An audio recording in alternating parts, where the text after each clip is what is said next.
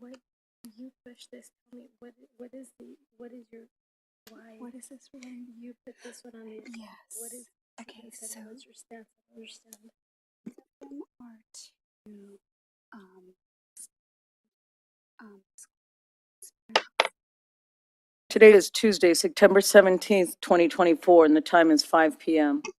I will now call to order the meeting of the Victorville City Council, the same council sitting as the Victorville Library Board of Trustees, Southern California Logistics Airport Authority, successor agency to the redevelopment agency, the city as a housing asset assessor, Joint Powers Finance Authority, and the Victorville Water District. Madam Clerk, will you kindly call the roll? Councilmember Gomez, present. Councilmember Irving, Here. Councilmember Jones, Here. Mayor Pro Tem Harriman, Here. Mayor Becerra. Here. We have quorum. Thank you. Madam Clerk, are there any requests to speak? No, Madam Mayor. Mr. DeBernowski, I'm going to turn it over to you now, sir. Thank you, Mayor Becerra. We have two closed session items this evening. They are both anticipated litigation pursuant to Government Code 54956.9D4.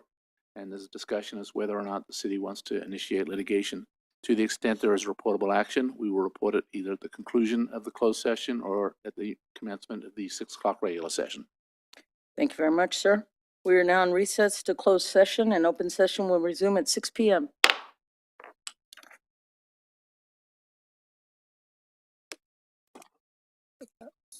Propose.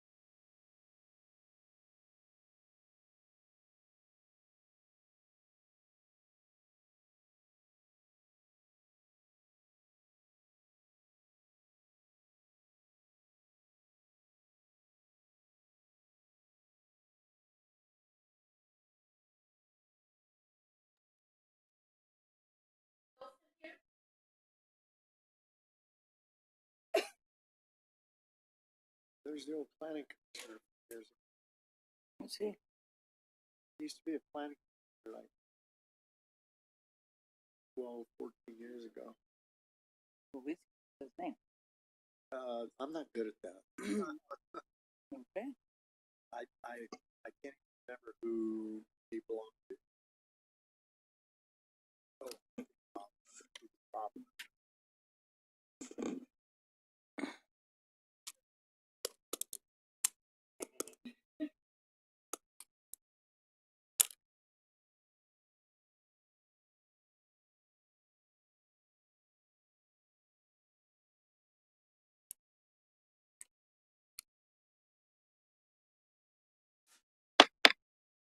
Good evening. Today is Tuesday, September 17th, 2024, and the time is 6 p.m.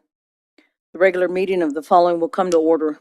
The Victorville City Council and the same council sitting as the Victorville Library Board of Trustees, the Southern California Logistics Airport Authority, successor agency to the redevelopment agency, the city as a housing asset assessor, Joint Powers Finance Authority, and the Victorville Water District. Madam Clerk, will you kindly call the roll? Councilmember Gomez. Present. Councilmember Irving. Present. Councilmember Jones. Here. Mayor Pro Tem Harriman. Here. Mayor Becerra. Here. We have quorum. Thank you, ma'am. If you would please stand. Tonight's invocation will be led by Pastor Elder Wilson of Destiny Christian Center, and our pledge will be led by Police Captain Randy German. Yes, ma'am. We did skip one item about closed session declarations, if you would like to do that really quickly. Sure. Thank you. I'm glad you caught it.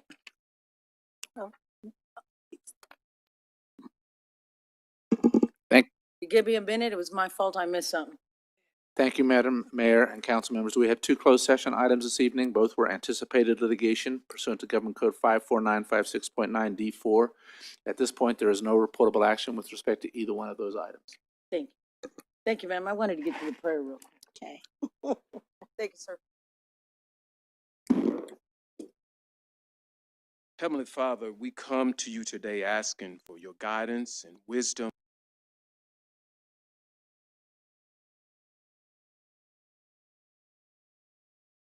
Closer as a group and nurture the bonds of community. Lord, thank you for our mayor.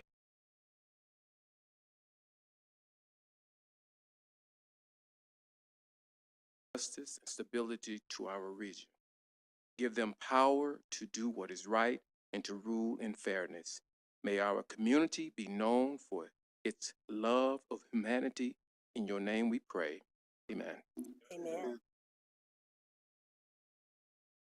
Hand over your heart. Ready, begin.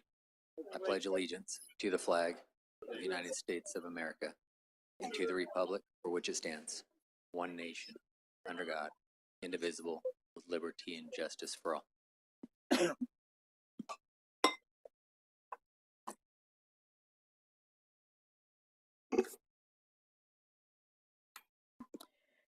Thank you. At this time, we're going to have a presentation from Chris Ackerman regarding Victorville Transit Authority route changes.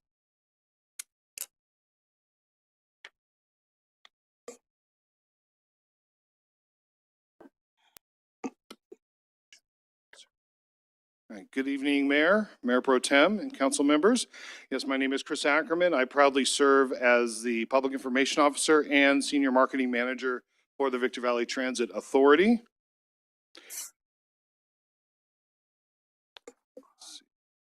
All right, beginning October 6th, VVTA will have new and revised bus routes for our greater high desert communities. As our communities continue to grow, these services will enhance the VVTA network in order to improve performance of our services and to address the evolving needs in the Barstow and Victor Valley regions. VVTA partnered with TMD, which is Transportation Management and Design Incorporated, to conduct a comprehensive review of our entire system network.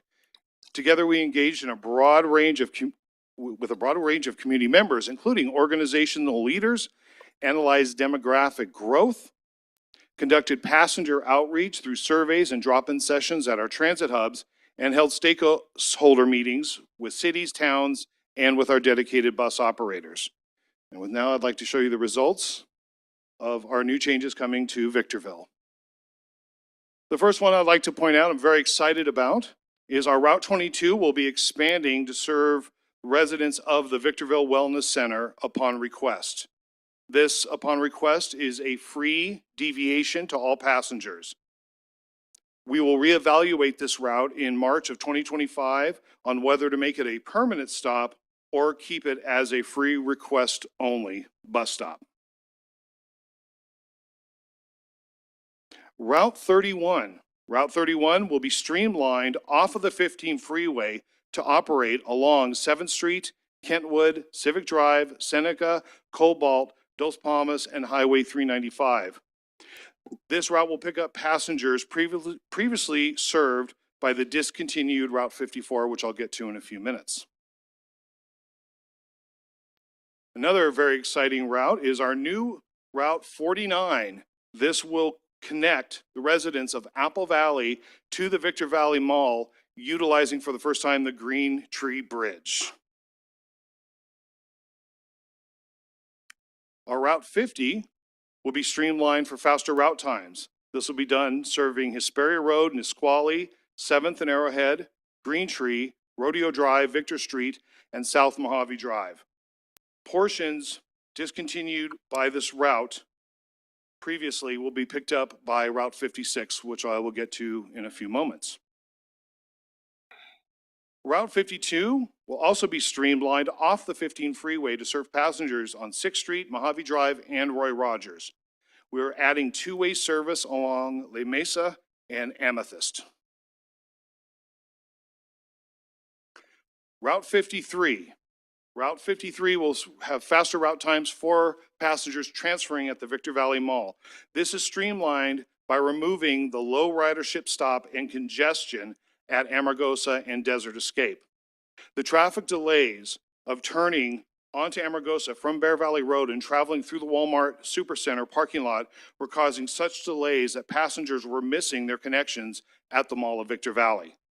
The Walmart Supercenter stops will now be serviced by our microtransit service, Microlink, which I'll share with you in a few moments. Route 55. Route 55 will be streamlined to serve Ridgecrest, Green Tree Boulevard, the bridge, and Hesperia Road. This route will be faster than the specialized Route 50X for VVC students and service at stop for students 7 days a week at 30-minute service on weekdays. As a result of this, Route 50X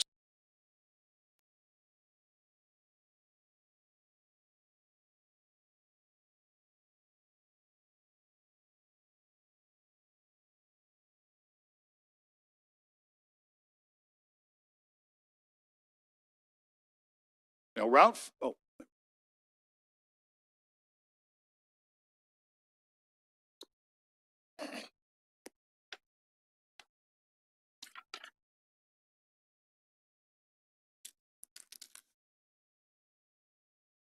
56. Route 56 is a streamlined route that will operate all other areas that were discontinued by other routes. So what that basically means is we are not skipping stops, missing stops with all these changes. Passengers that were their bus routes were missed of stops will now be picked up by Route 56. And now, without further ado, everyone loves this. Our Microlink. If you remember from my presentation last time, our microtransit service Microlink operates Monday through Friday from 6 a.m. to 8 p.m. We have routes in Hesperia. We're starting October 28th, a new route in Apple Valley. And also starting October 28th, we will be adding to our Victorville zone. The Victorville Microlink zone is expanding south of Bear Valley Road to not only serve the Sunset Ridge neighborhood, but also the Super Walmart on Amargosa and other businesses along Restaurant Row. The expanded zone will also provide coverage to the area previously served by the discontinued Route 54. And those are our changes, and I'm open to any questions from council. Chris, thank you very much. I'm gonna start over here on my left. Councilwoman Jones, you have anything? I have no questions, but just a comment as ever. Thank you, Mr. Ackerman. You always do such a great job in presenting to us.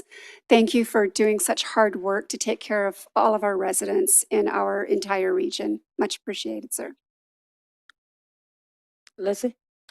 No, I don't have any questions, but I'd like to say the same thing, Mr. Ackerman. Thank you for a lovely presentation. Thank you. Blanca? Not at the moment, thank you. I'll just say the same as everyone else did. Good job. Thank you very much. Have fun with this. That's what I'm telling you. All right. Customer service is going to be busy. Yes, Thank you ma'am. very much. Thank you very much, council. Thank you. At this time, Madam Clerk, will you present the agenda and any revisions thereto? Thank you, Madam Mayor. There are no revisions to the agenda this evening. Thank you. At this time, are there any conflict of interest from our council member? None? Okay. At this time, we're going to do public comments. Madam Clerk, are there any requests to speak? Yes, Madam Mayor. Welcome to tonight's meeting of the Victorville City Council. Your City Council is interested in your ideas and opinions, and furthermore endeavors to incorporate them into its deliberations. At the same time, the council must be able to carry out its business in an organized and efficient manner, free from material disruption.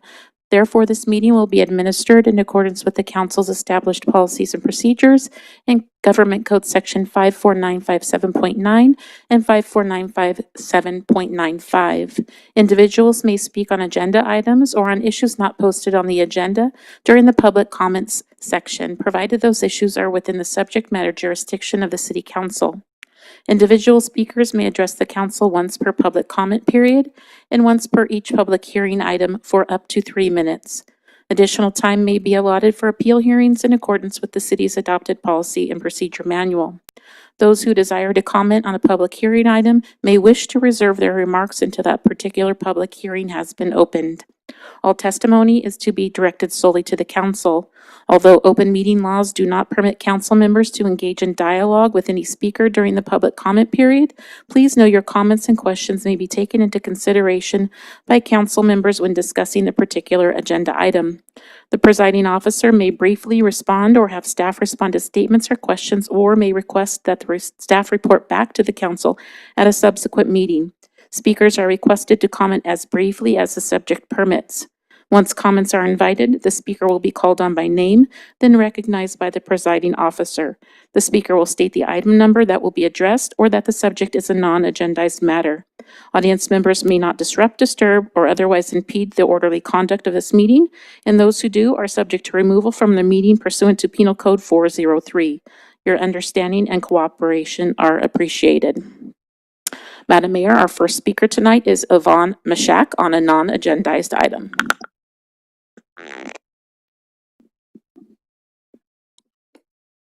Welcome, ma'am. Good evening, Council. I'm here because I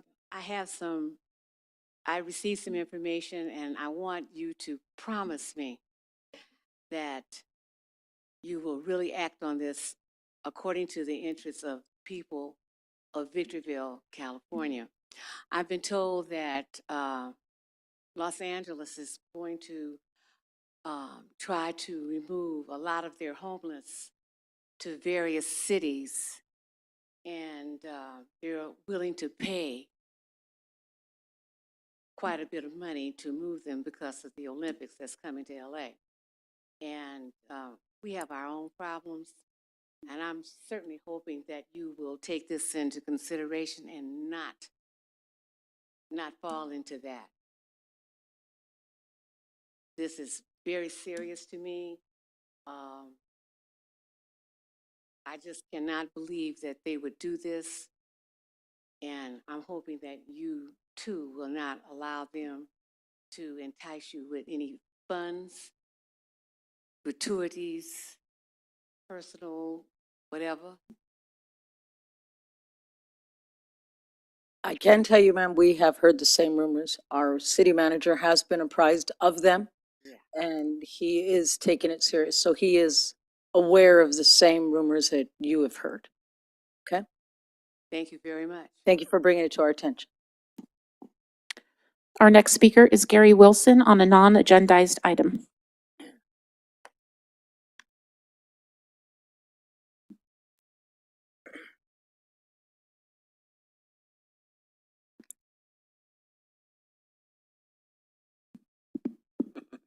that thing up there. Welcome, Mr. Wilson. Hi there. Good evening, Mayor and members of the City Council. My name is Gary Wilson. I'm a 28-year resident of Victorville, and I'm addressing the City Council for the first time tonight. I wanted to take this opportunity to let everyone in the Victor Valley know of a worthy program that helps the veterans and first responders called the American Patriot Music Project. My wife, Regina, is a Blue Star mom. She's a first responder. She and I took part in the project's weekend event in Big Bear earlier this summer. And the program allows veterans and first responders, free of charge, to design and build their own electric guitars. It's a very hands-on learning experience, and as I said, it happens over the course of a weekend. They have a workshop set up. They bring all the tools and all of that stuff. And like I said, it creates a lot of camaraderie. And the reason why they did it, American Patriot Music Project is a nonprofit, 501c. Their programs provide therapeutic support and music opportunities for veterans and first responders. And they use the power of music to create a positive environment in their lives. The president, Tony Villegas, otherwise known as T-Bone, is going to come here later on this evening and tell you more about the program. And as you can see, a couple of members have brought their guitars, including my wife's guitar. And hope you'll listen to their comments. And hopefully, if there's any way that the city could possibly help, help host an event or get the wheels turning so they could host an event in the Victor Valley, I think that would be very much beneficial to everyone. Thank you very much. Thank you, sir. Mr. Wilson, does the city clerk have all your information, address, contact information? Tony has it. Tony has. Tony has the Okay. information. Then does Tony have? We need to make sure we have a way to contact you. Oh, okay. Okay. Thank you, sir. Our next speaker is Susan Villegas on a non-agendized item.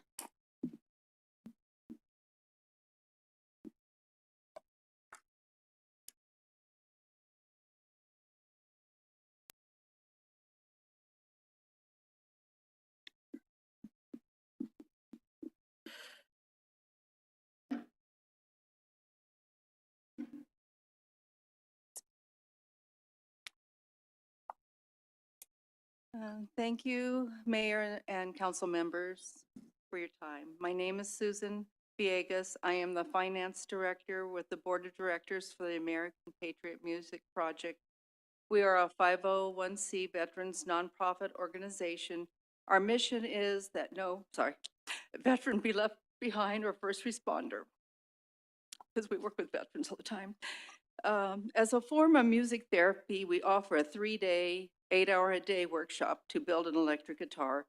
This workshop is totally free to the participants. We provide all the materials for the build and free breakfast and lunch. After they build their guitars, if they request guitar lessons, we can refer them to other organizations offering free guitar lessons. We work with the veterans group over here, and they have 10-week guitar lessons. We have other music-related programs such as donating instruments for those who have clinical diagnosis, and these are all donated free to those in need. We've even donated one time a harp to a veteran who needed it. We also have a rock band which supports our foundation called the American Patriot Band. We use the band as a vehicle to bring community awareness of the plight of our nation's heroes. The band members also train veterans in the field of sound and stage production, and veterans have utilized these skills to secure employment in other fields. And I just wanted to show you my guitar here. My husband wanted me to build this so I could see what the veterans went through to build the guitar. And I was hesitant to do it because I actually have no skills. And so I was able to build this guitar in 3 days, and now I need to learn how to play it. At this time, I'd like to introduce to you my husband, Tony T-Bone Villegas. He's the president and chairman of the American Patriot Music Project, and he can give you some more information. Is it okay? You could go ahead and hold it up, show it for everybody.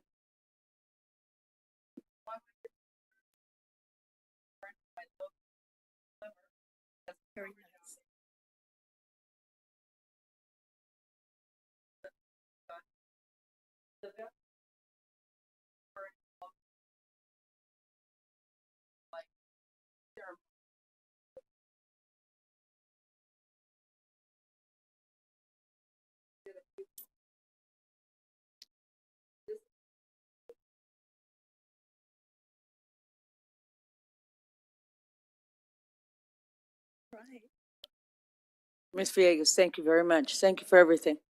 Our next speaker is Tony Villegas on a non-agendized item.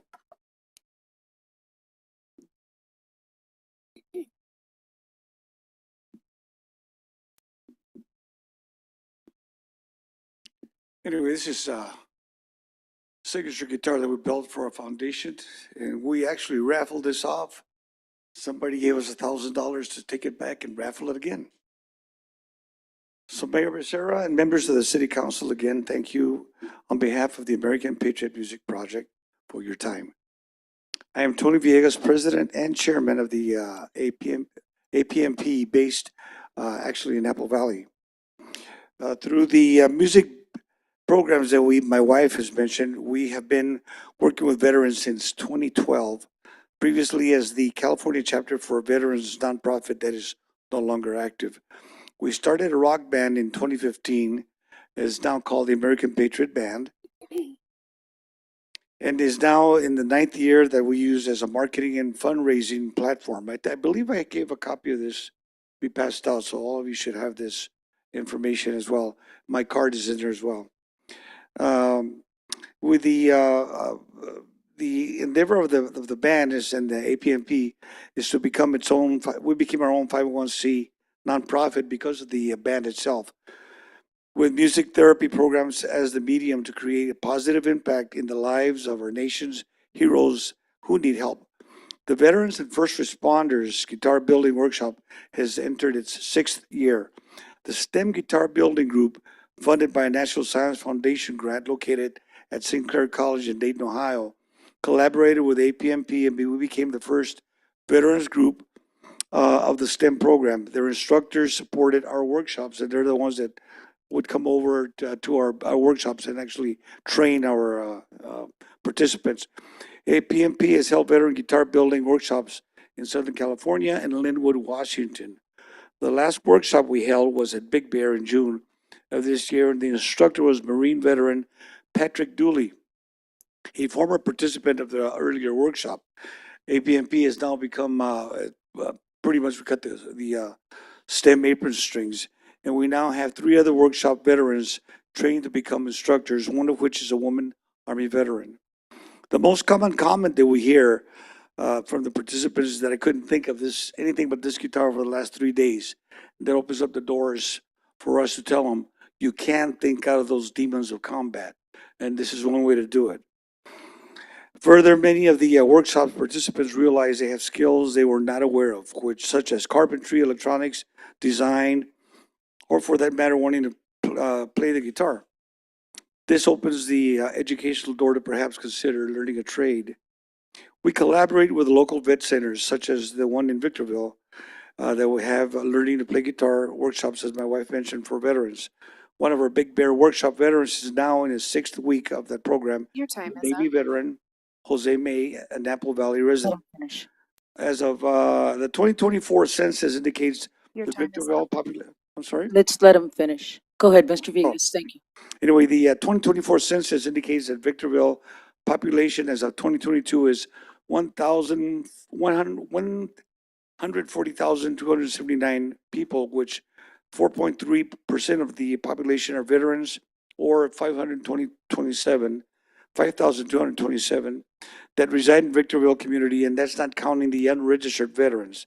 I might add that about 50% of those veterans are from both Gulf Wars. With a community funding grant and or discretionary council funds donation and private community donations, American Patriot Music Project can bring the guitar building workshops to the veterans and first responders of Victorville. And again, every member build their own guitar to their specs. They have to literally cut it out. They have to do all the drilling, all the soldering. My wife was really good at that, actually. And again, this is a matter of pride. And a lot of them start talking to us about what they've gone through in combat. And I thank you very much for your time, and I hope you do consider bringing our program to the Victor Valley area. Sergeant Villegas, thank you very much for your time. Our next speaker is Regina Cervantes on a non-agendized item.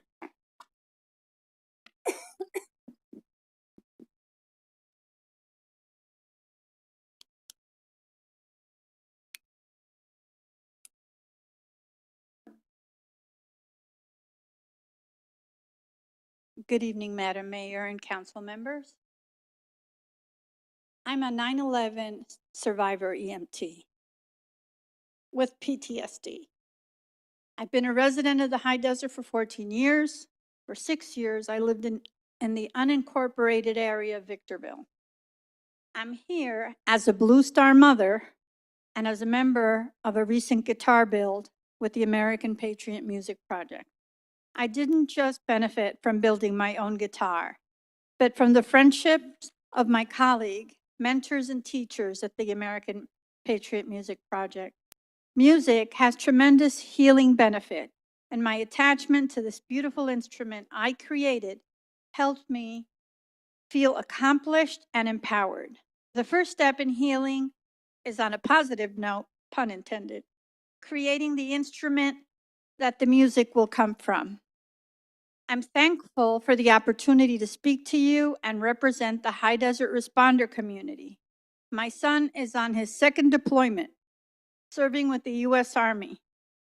And someday he will return home, and programs like this can help veterans and responders like me heal from PTSD, depression, and anxiety.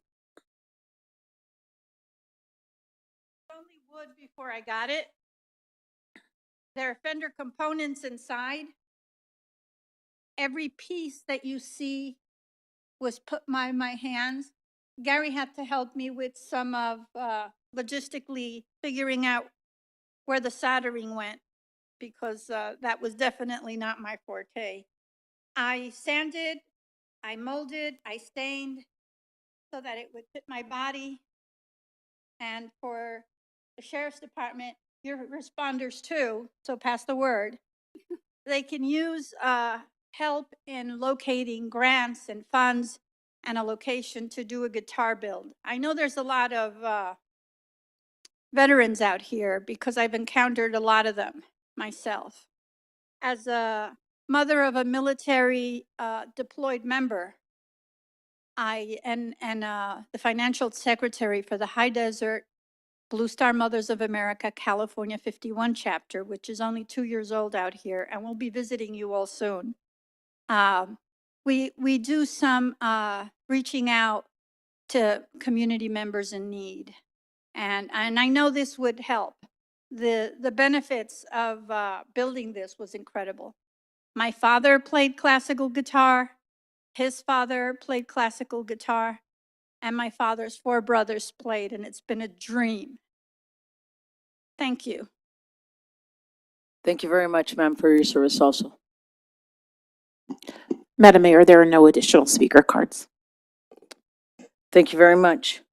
We're going to go on to our next business of order. We'll start off with public hearings. Our first business of order is item 1, introduction of proposed ordinance number 2451, amending sections 2.16.020 and 2.16.030 of Chapter 2.16 of the Victorville Municipal Code for the purpose of adjusting the salaries of members of the Victorville City Council pursuant to Senate Bill 329.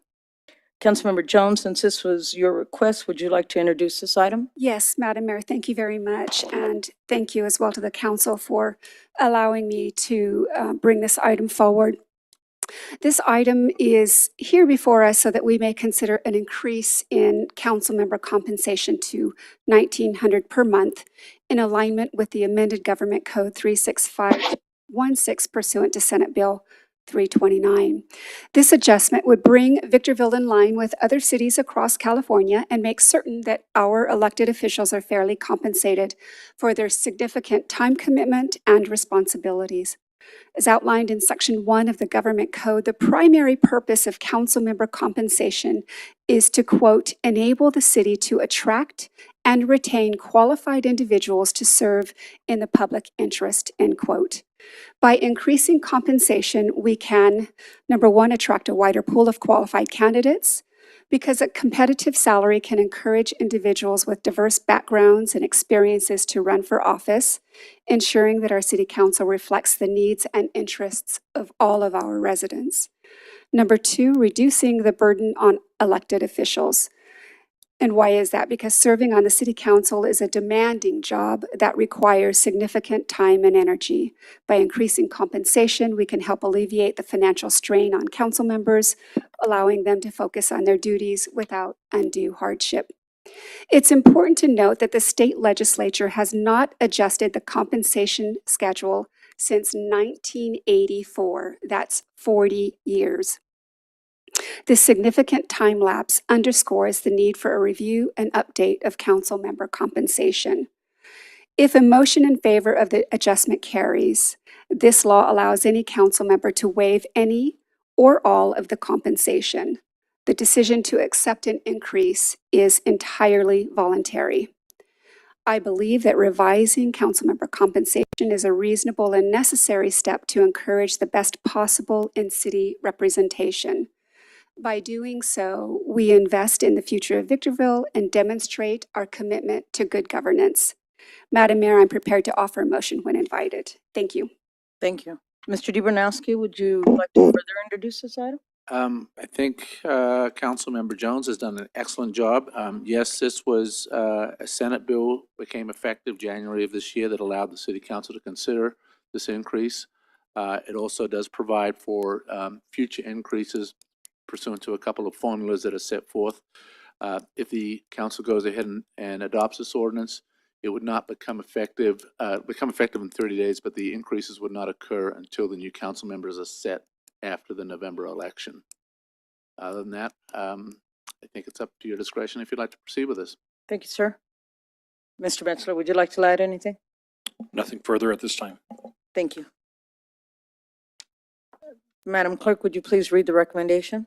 That the Honorable City Council open and conduct a public hearing, introduce ordinance number 2451 for adoption and first reading by title only, and waive further reading in full of proposed ordinance number 2451. Thank you. At this time, we're going to do technical questions. We'll start off with Councilmember Irving. Thank you, Madam Mayor. I do not have any technical questions. Thank you. Councilmember Gomez? Yes, for this item, will it trigger the extra $300 allotment for the position on top of the city council's income for the city council? Yes or no? I'm not sure what you mean by the $300 increase. Mayors get an extra $300, excluding city council members, and pro temp receive either $250 or $300, depending on the financial status that they would like to report to the IRS. This item, Madam Mayor, if I might, is dealing with just the salary component, not any stipends or additional benefits that are already conferred to the council pursuant to the benefits resolution. Okay, so and the extra $300 is outside of the question, but it's still received, so that clarifies my question. What's the soonest that this, and you can repeat yourself, it's okay, the soonest that this is initiated, or the latest, and why were the reasons for such decision-making? If it's adopted tonight, pursuant to the statutory scheme, it would not become effective until there is a new council seated. That will occur after the November election, and those council members are typically seated in December. And that's part of the bill that was approved? That's been in the California statutes from day one, and it's part of the municipal code. They don't want council members voting on increases while they're still sitting right now. And does the city council have the opportunity to raise its own income? You can be repetitive, it's fine. This will be the maximum amount right now. There is a formula set forth in future years that it's not applicable at this point, but the city council can consider that in the future. Where does this income, if there's a potential increase, come from? That I believe there's budgetary items within the annual budget that will account for this. Does that come from the general discretionary funds of the city council? Keith, I believe this is general funded. Is that correct? It is general funded. It may be cost allocated, but certainly generally funded. Could you explain the two terms that you use with general fund and cost allocated and how they differ? Mr. Metzler, if you could hold on real quick. Mr. DeBernowski, that's out of the scheme. Isn't that something we learned in Councilmember 101? Correct, and this again is just dealing with your consideration of an increase in the council member salaries. Thank you. So what's the current city council, and then what will it be raised to? Is that monthly, annually, biannually? How does that work? It is a monthly stipend right now of $1,200. It will be raised to $1,900. It's a monthly, So annually, it's about $8,400. whatever the calculation is, I believe that's So an extra $700 a month, correct. I believe. I mean, if you correct me, you know, I could be. Correct. Okay. Those are the only questions. Thank you. Thank you. Mayor Pro Tem Harriman? I have none. And I have none, but I'm going to end it with Councilmember Jones. Thank you. I appreciate that, Madam Mayor. Mr. DeBortnowski, so in reading, I know that if the ordinance passes and passes the second reading, it becomes effective when the new council is elected. In years going forward, I know there's a provision in Section 2 of this law that provides for annual increases subject to the mandates that are set forth in that section.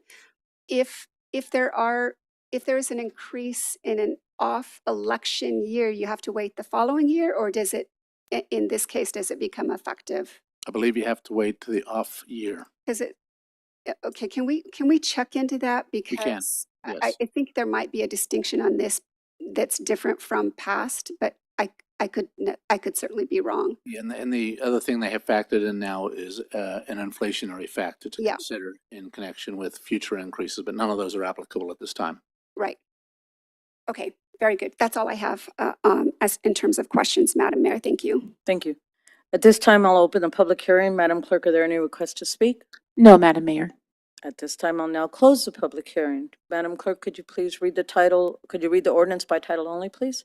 An ordinance of the City Council of the City of Victorville, California, amending sections 2.16.020 and 2.16.030 of Chapter 2.16 of the Victorville Municipal Code, City Council compensation, for the purpose of setting the new maximum monthly salary for Victorville City Council members based upon current population and providing for future adjustments in said salaries pursuant to Senate Bill 329. Thank you.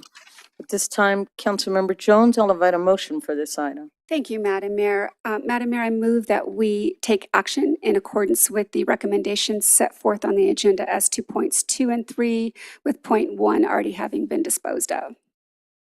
Is there a second? Second. Thank you. Comments on the pending motion? I'm going to end with you, Councilmember Jones, but Councilmember Gomez? Yeah, with the pending motion, I don't believe that necessarily the increase merits anyone coming in to be more diversified, especially if you're retired or any kind of that category. So I just wanted to put that out there. Thank you. Councilmember Irving? No comments. Mayor Pro Tem Harriman? I have none. And I have none, and I'll end with Councilmember Jones. Yeah, I just want to reiterate that this is not my favorite thing to do, and it's never a preferred thing for any council member to do. That's why the last increase, it was, I think, more than a decade before there was even a slight request, because it's uncomfortable. The reason I've done this is to relieve the burden from other council members and take a tough stance on this for everyone's benefit and ultimately the benefit of our community. And again, because it's been 40 years since the state legislature has adjusted the compensation schedule. So I think it's perfectly reasonable and puts us more in line with other cities across the state. So with that, Madam Mayor. Thank you. Madam Clerk, will you take the vote, please? Councilmember Gomez? Nay. Councilmember Irving? No. Councilmember Jones? Aye. Mayor Pro Tem Harriman? Aye. Mayor Becerra? Aye. Motion passes with Councilmembers Gomez and Irving voting no. We've now taken action to approve points 2 and 3 of staff's recommendation as presented on the agenda. At this time, we're going to do the consent calendar, items 2 through 7. I'll invite a motion. Madam Mayor, I move that the City Council and the Council acting on its various boards of directors take action in accordance with the recommendations set forth on the agenda for items 2 through 7. Second. Madam Clerk, will you take the vote? Councilmember Gomez? Aye. Councilmember Irving? Yes. Councilmember Jones? Aye. Mayor Pro Tem Harriman? Yes. Mayor Becerra? Yes. Motion passes unanimously. We've now taken action on items 2 through 7 in accordance with the recommendation as set forth on the agenda. We'll move on to written communication. Item 8, award of construction agreement for Fire Station Bay Door Project. Mr. Metzler, would you kindly introduce this item? Thank you, Madam Mayor and members of the council. Yes, the City of Victorville Fire Department operates principally out of 5 fire stations here in the city of Victorville, all of which we own, operate and maintain. And as it relates to this particular item, this item addresses the garage doors or the station bay doors as we call them, as those are used in the area where we station or store the apparatus. That could be your engine, your truck, or your medical squads. And as you can imagine, especially with the call volume that we experience here in the city, the doors open and close a lot. And with that, they experience a tremendous amount of use, wear, and tear. And so we've certainly got to the point where we've identified a need at least at 3 stations, immediate need at 3 stations, stations 311, which is the Fairground Station, Station 312, which is Elevado Road Station, and then Station 313, which is the Liberty Village station over on Amethyst and La Mesa. Anyhow, at those stations, we've identified a total need to replace 11 sets of station doors. And so with that, we've developed a scope. We've actually solicited a request for proposals, a request for bids to actually purchase and cause for the installation of those doors. And with that, this is an item that's completed the purchasing process, and we're at the stage now where we're prepared to award a contract, in this case to the low bidder. So with that, the recommended bidder is before you. In the staff recommendation, we did have, looks like 5 total qualified bidders with a recommended award to Precision Garage Doors and Gates. With that, I think the final note, I think what'll look cool with these doors is that at Station 311 and 313, they will actually be painted in our traditional fire department red. So the same color that you see on the new engine that we have rolling will also be matching the station doors with that red color at those 2 stations. So with that, the author on this item is your Fire Chief, Mr. Bobby Clemmer. He's in the audience and certainly available for any questions or comments you might have. Thank you, sir. Madam Clerk, would you please read the recommendation? That the Honorable City Council award a construction agreement to Precision Garage Doors and Gates in the amount of $184,342 for the fire station bay door project. Thank you. At this time, we'll do technical questions from council member. Councilmember Irving? I don't have any, thank you. Thank you. Councilmember Jones? I have none, thank you. Thank you. Councilmember Gomez? None. Mayor Pro Tem Harriman? Yes. Keith, are the doors actually painted or are they powder coated? I believe they're powder coated.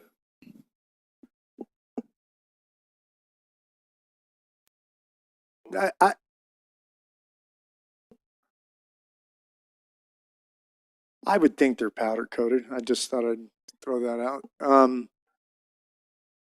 Yeah, they'll powder coat that. Otherwise, it'll just flake off eventually. Okay, that's all I have. And I have none. At this time, I'll invite a motion for this item. I move to approve staff's recommendation. Councilwoman seconds that. Thank you. I have a Councilman first by Gomez. I have a first by Mayor Pro Tem Harriman and a second by Councilmember Gomez. Comments on the pending motion, Mayor Pro Tem Harriman? It's gonna look good. Councilmember Gomez? None, thanks. Councilmember Jones?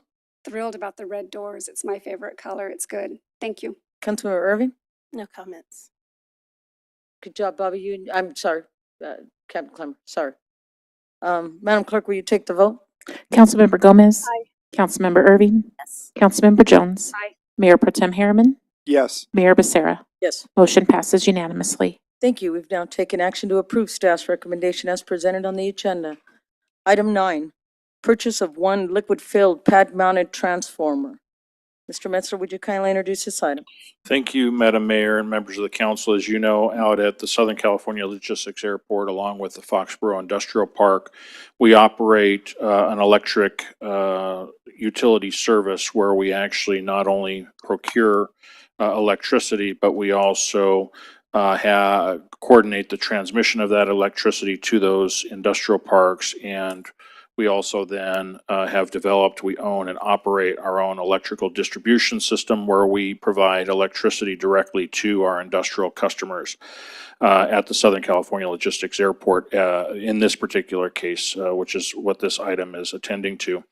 As a part of that function, it's common for us as a part of our management of inventory to maintain the electrical distribution system. We standardly store on inventory liquid-filled pad-mounted transformers, and we're traditionally storing a standardized type of transformer.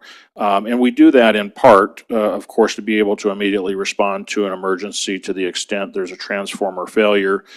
We also do it in part because the replacement of a transformer, there's certainly long lead times.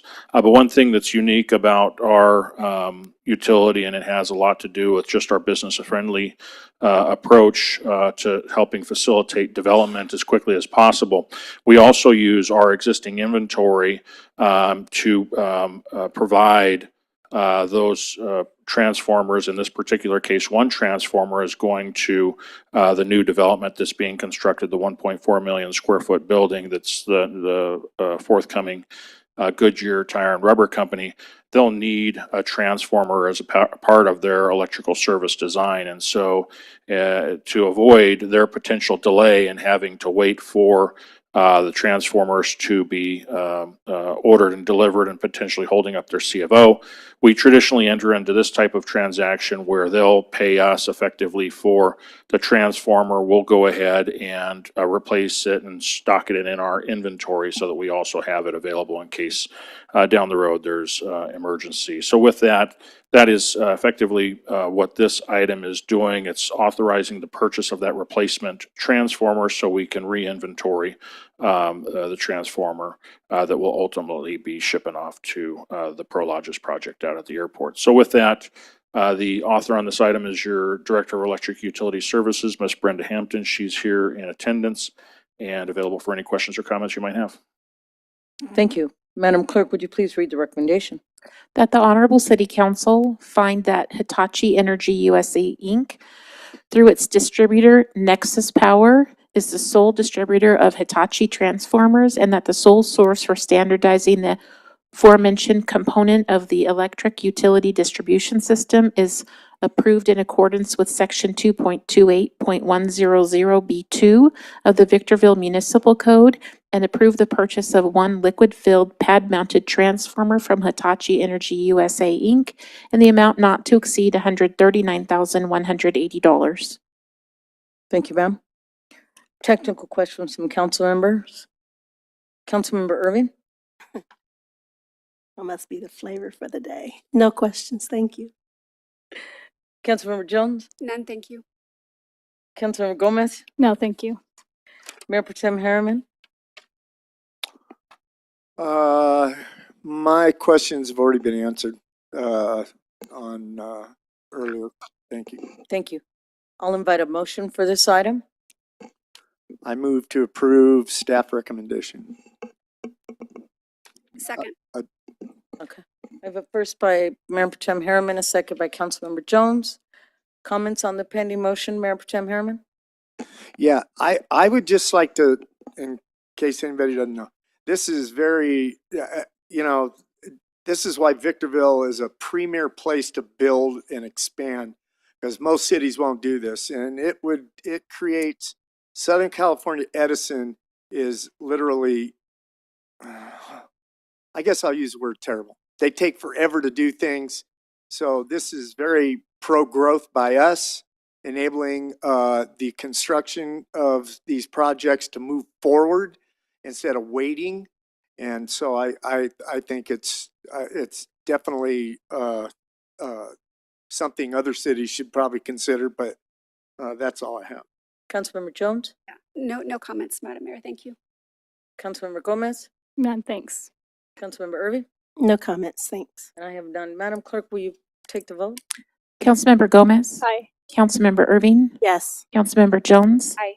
Mayor Pro Tem Harriman. Yes. Mayor Becerra. Yes.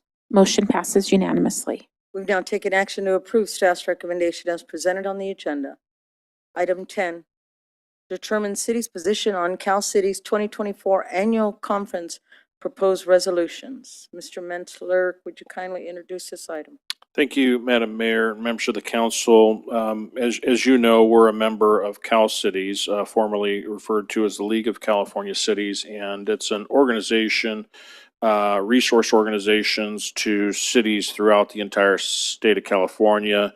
Provides not only education and training opportunities, but certainly advocacy on behalf of common interests of the cities, again, throughout the state of California. So as a member of that organization, we traditionally authorize participation in a series of meetings, including the annual conference, which is coming up next month. And in fact, at the last meeting, you did approve a delegate to the conference, along with an alternate delegate to participate in what's commonly referred to as the General Assembly, which is effectively a policy meeting of the members in attendance to discuss and decide certain policies that the Cal Cities is going to take on. And so with that, this item particularly deals in response to our participation at that business meeting where our delegates will be present. There is a procedural requirement that the position of the council be sought before actually sending the delegates to actually take a position on a particular item. And so in this particular case, we are aware of one business item before the League of Cities at their General Assembly, and it's a resolution, effectively fairness and equal treatment resolution, where the League of California Cities is effectively trying to encourage that if there are state laws adopted by the state legislature and signed by the governor, that they do, and to the extent those laws affect local governments, that they equally affect statewide legislators.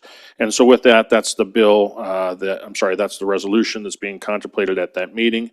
And so with that, any action is at the discretion of the council in terms of position it would like to send with its delegates.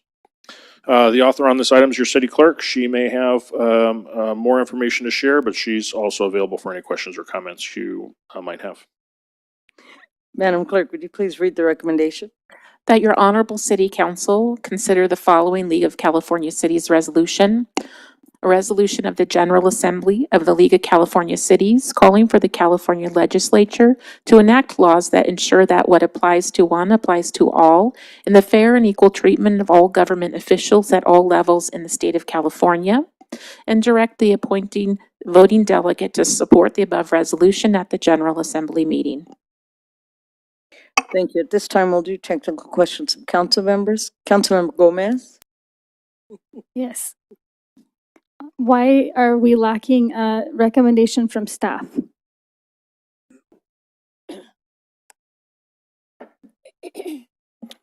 I'm not seeing a lack of a recommendation of staff. In fact, we have 2 points to consider under the recommendations section on the staff report on page 215.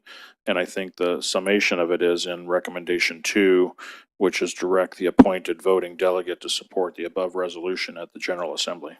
The reason I asked that is because all these items, with the exception of this one, says with the discretion of the city council, which makes it a different way of looking at the recommendation for staff.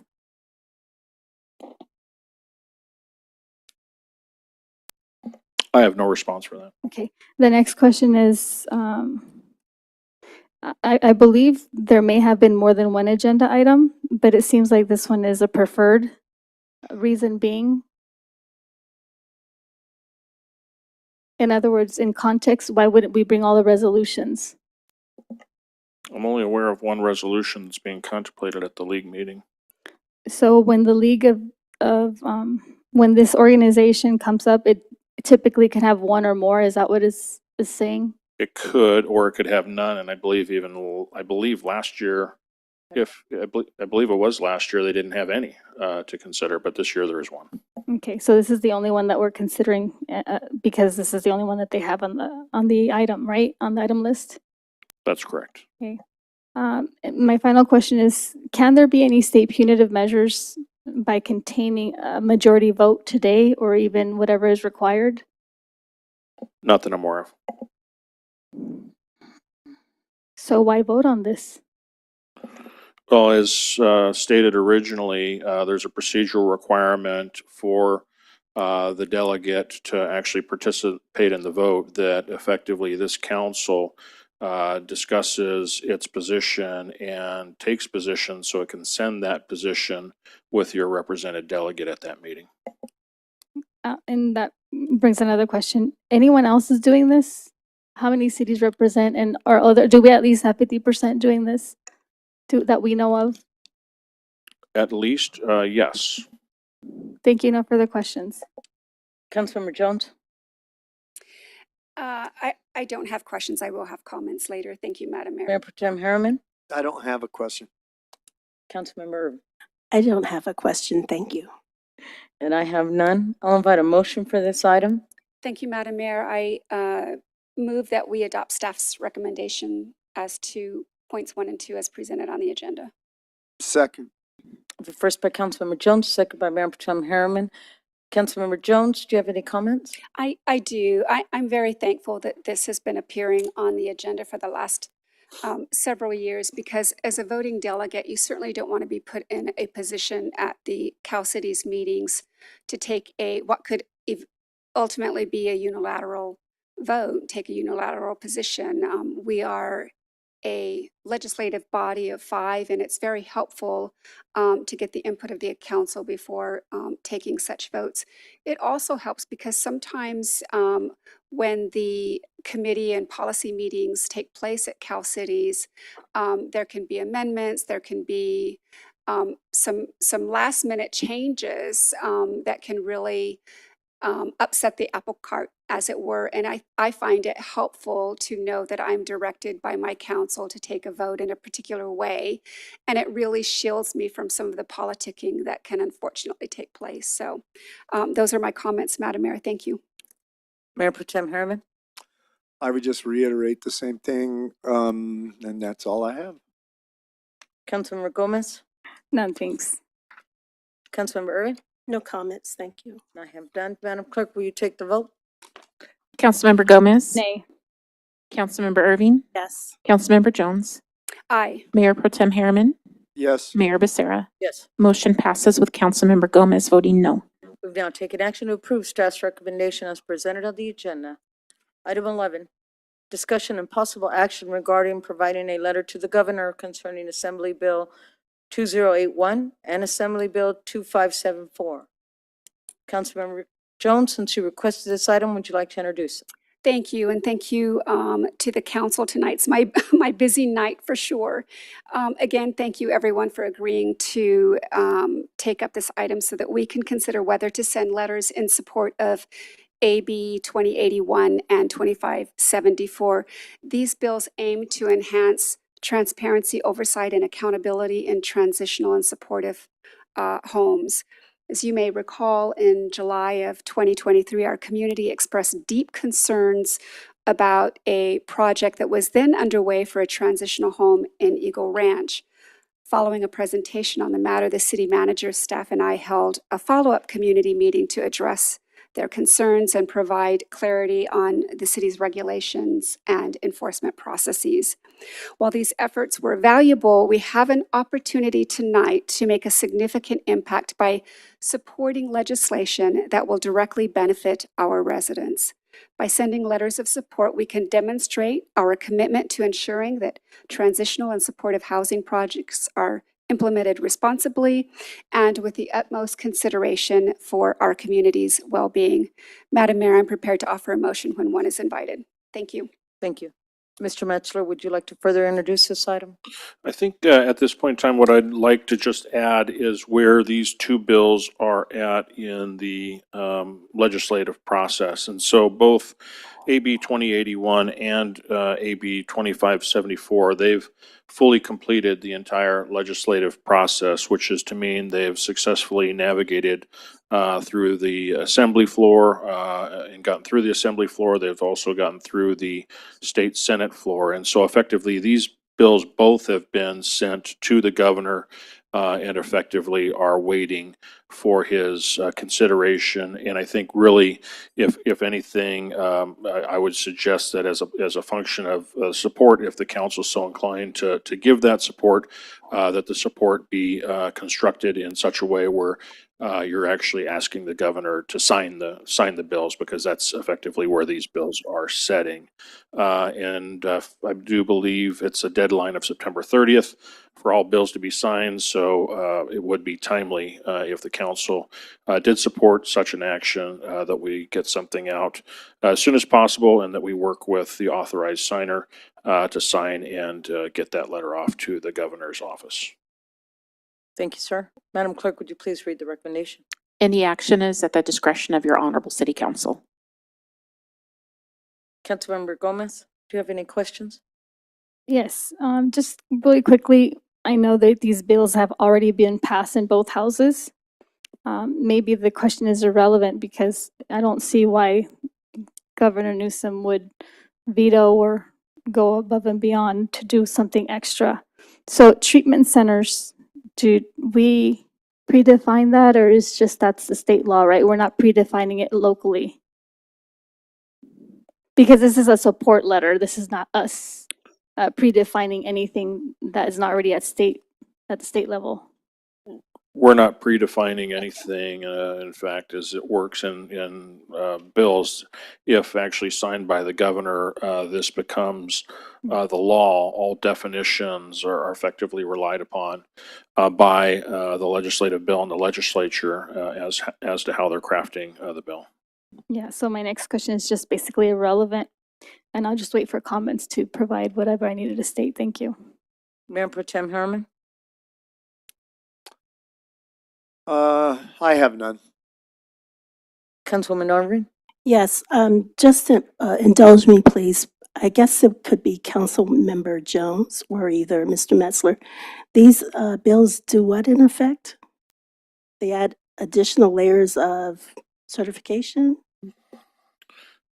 If I might, Madam Mayor and members of the council, so I think the simplest summary that I can give you as it relates to AB 2081 is that it offers a greater amount of protections for individuals that are experiencing alcohol and substance use treatment. It's a bill that provides increased awareness and disclosure of compliance-related matters by those operators. And so I think there's been a lack of transparency believed to exist relative to the operators themselves and whether or not they're operating consistent with the regulatory framework that is provided to them. And so it creates greater awareness so that those participants to those types of programs can be more informed, if you will, about the service. Okay, I'm only trying to clarify, do they create greater, more additional barriers, or do they reduce barriers? Certainly don't see them as increasing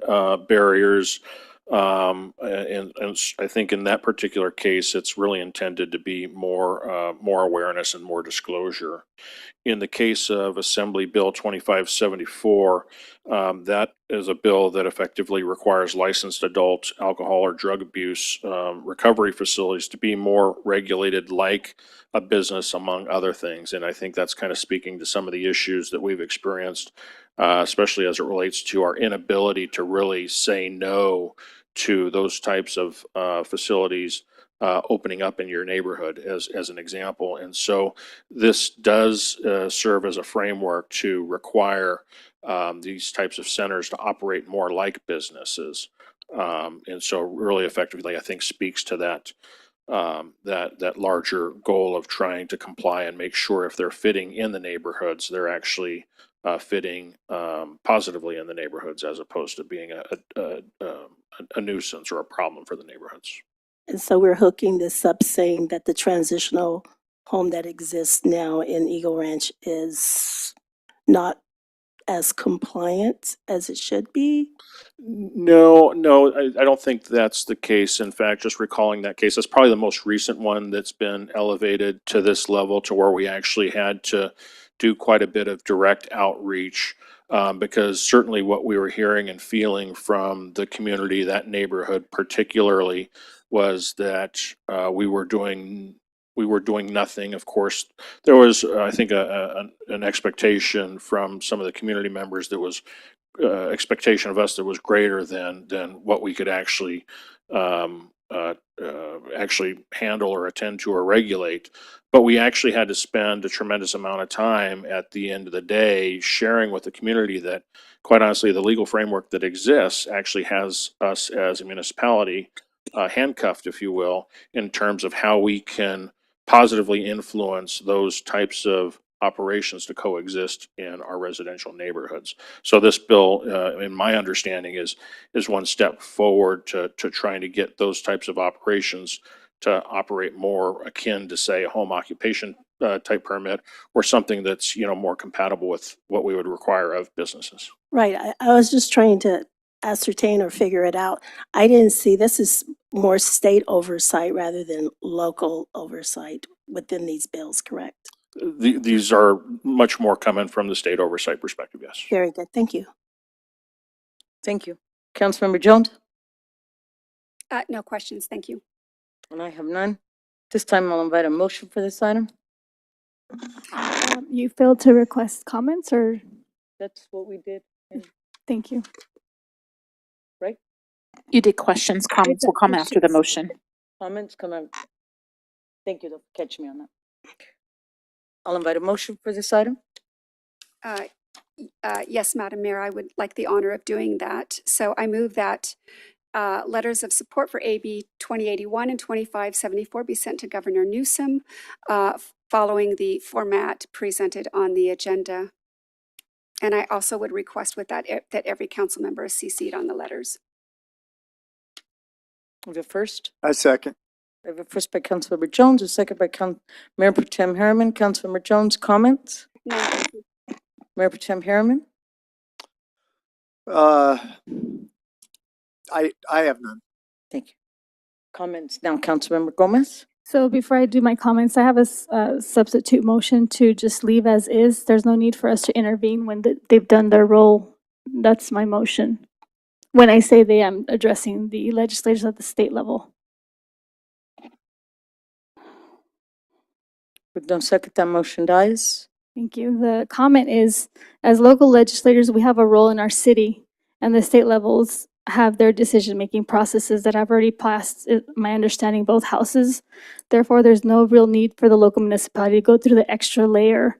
I'm not currently the state legislator, therefore I don't see the need to expend staff time creating a letter when it would deter of the importance and valuable time that they can operate locally in the city of Victorville, which is why I think city employees work for Victorvillians. So I just believe that this engages in politicking. Thank you.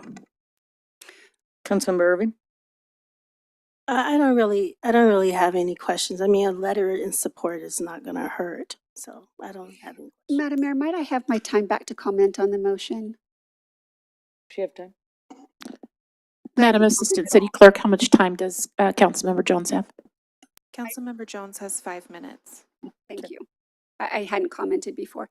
So I didn't mention earlier, and perhaps I should have, that this was a request from Cal Cities that cities get involved in this. And yes, this has already passed both houses. It's on the governor's desk, but I think it is helpful for the governor to hear from local cities that, listen, we need to have a say in this. We want to say in this, and this is what we have to offer. Thank you, Madam Mayor. Thank you. My comments, it's the same.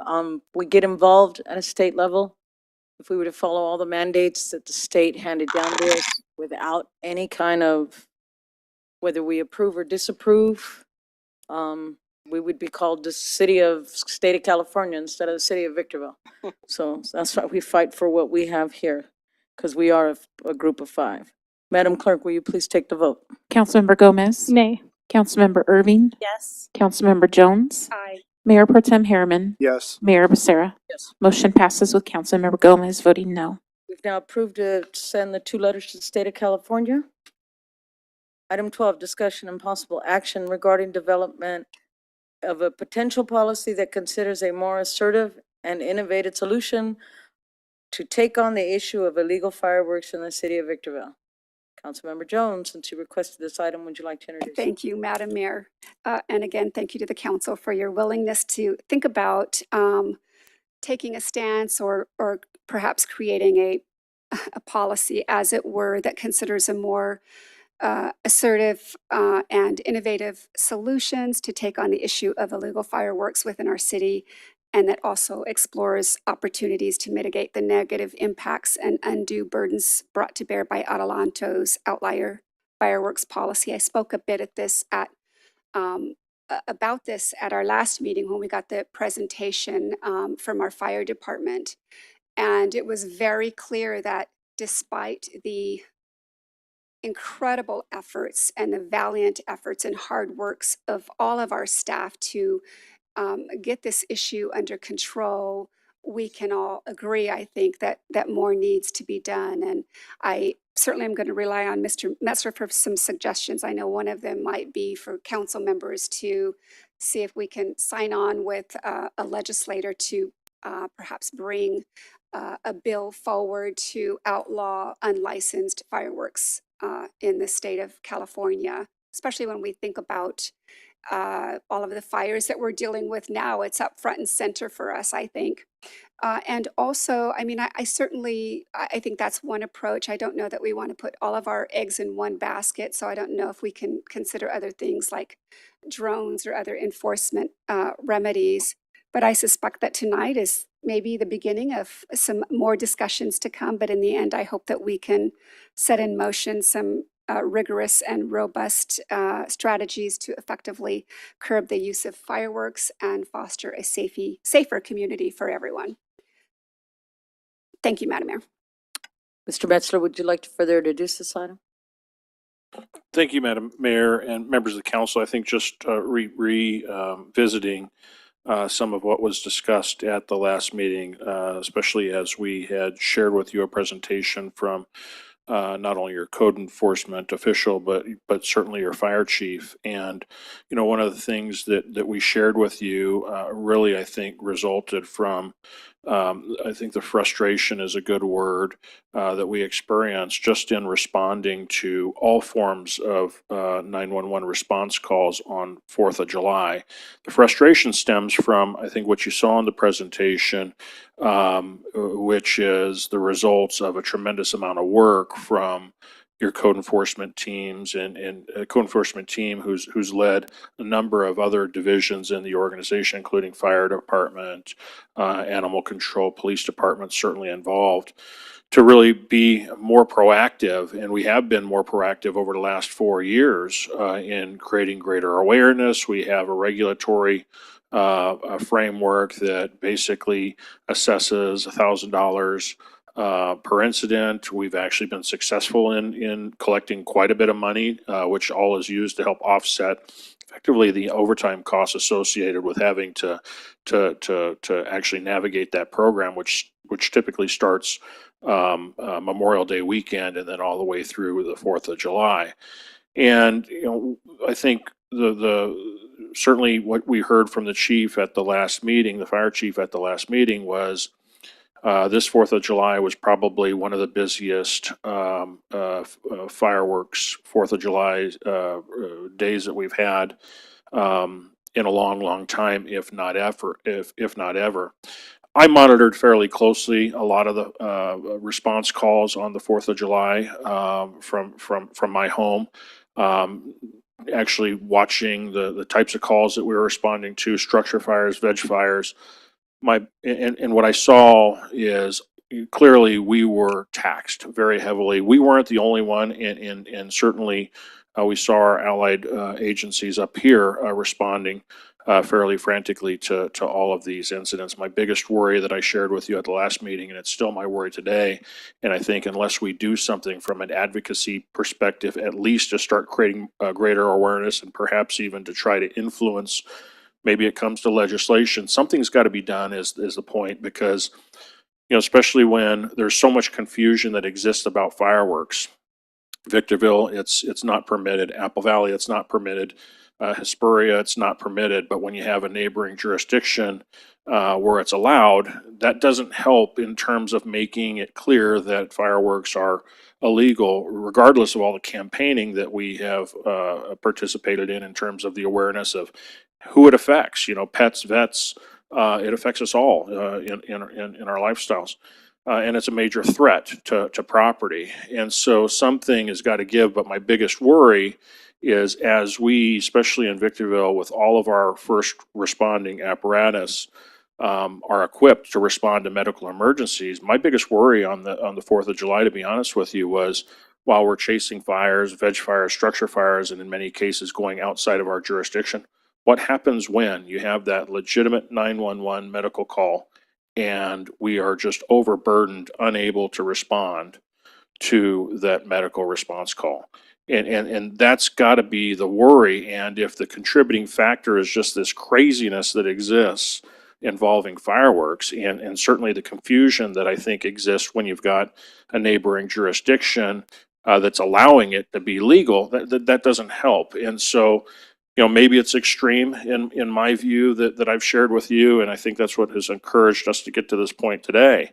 But something's got to give, and maybe it starts with advocacy at your level, at the policy level, to start using your role and your relationships with organizations such as Cal Cities, your relationships with legislatures, and trying to do something perhaps to create greater awareness. It could be a boots on the ground campaign. It doesn't have to be anything elaborate.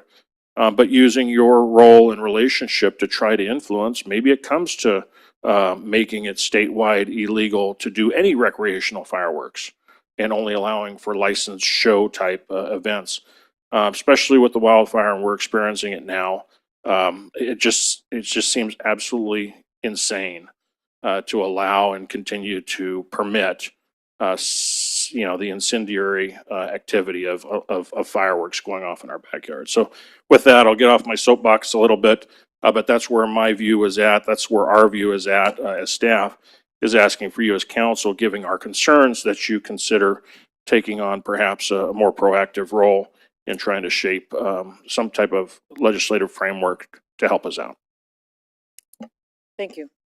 Madam Clerk, would you please read the recommendation? Any action is at the discretion of your honorable city council. Thank you. At this time, we'll do technical questions from council members. Councilmember Gomez. Has Victorville collected data sets that are comparable with descriptive statistics to make assertions of what an outlier is, considering the bell curve and concepts that will allow government officials not to rely on gut or thought, but more scientific-based statistical analysis? No, we're on 12, right? Yeah, the fireworks. Firework.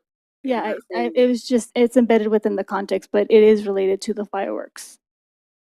What I can tell you is, as it relates to data, we analyzed and relied on all of the data that we get on a regular basis to help shape our views. But data, I think, doesn't matter when you're actually experiencing it on the 4th of July and literally seeing every single apparatus outside of your firehouse responding to fire calls and still needing to attend to 911 emergency medical calls. Thank you. I would suggest to please consider reviewing, it's called Bayes' theorem, which gives a mathematical rule for inverting conditional probabilities that would allow us to find the probability of a cause given of an effect. I'd like to see that the data sets based on sample populations and inputs coded with what's called LLM.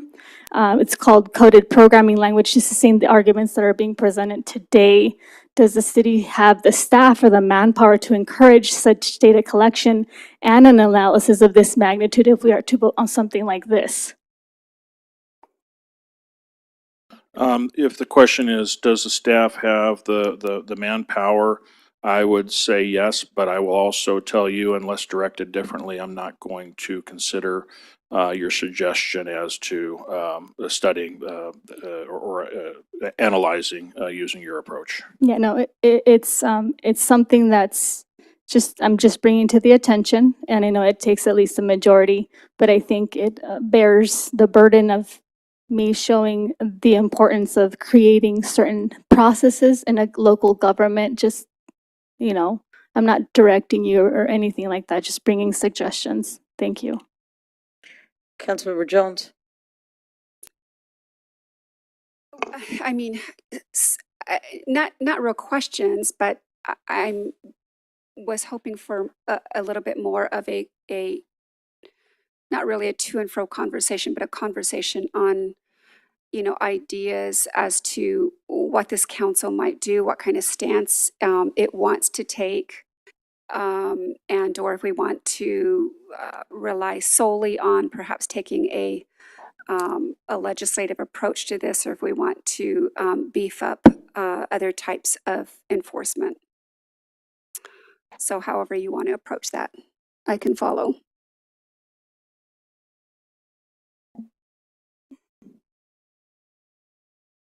Are you asking me or? I am. I'm looking for how you want to run this item in particular. It's questions. I have questions. Okay, I wasn't finished. Okay. okay, go ahead. I believe I still have the floor. So, I mean, with that, I mean, you know what? No, I'll just wait till I have a motion because I don't think we're going to have a true conversation. If I can add to that, so certainly at the staff level, what I can share with you is we're not going to stop doing what we're doing. I think we have a really good program that's proactive.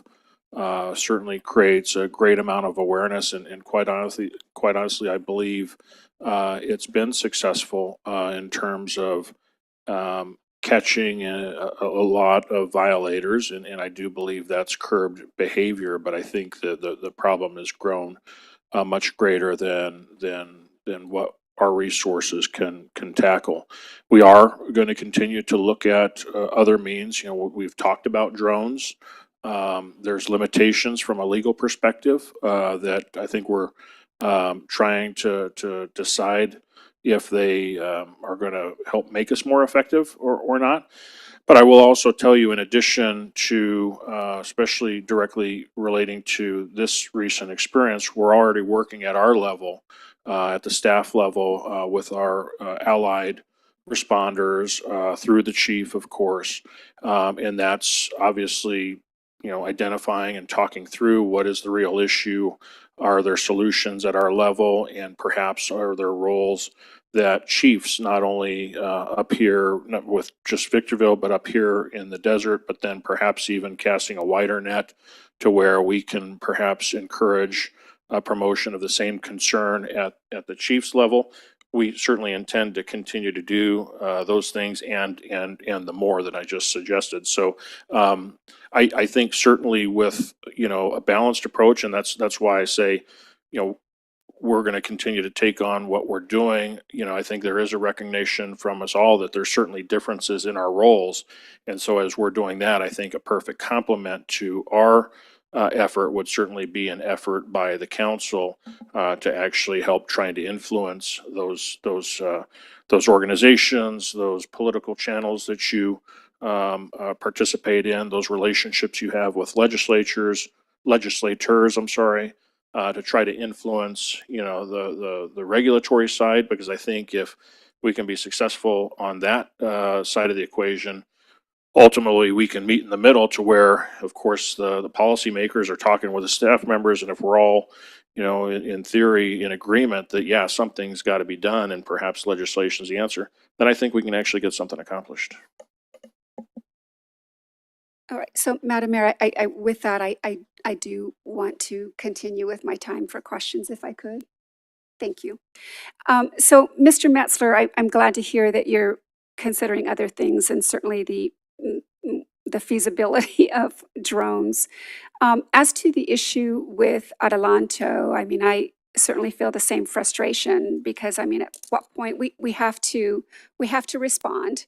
we have to provide aid, but at what point do we say enough is enough when we're using all of our resources to take care of their residents to, potentially the detriment of our own residents? So can you see, all that to ask, can you see anyone having a discussion with the powers that be in Adelanto to see if they would consider changing their policy?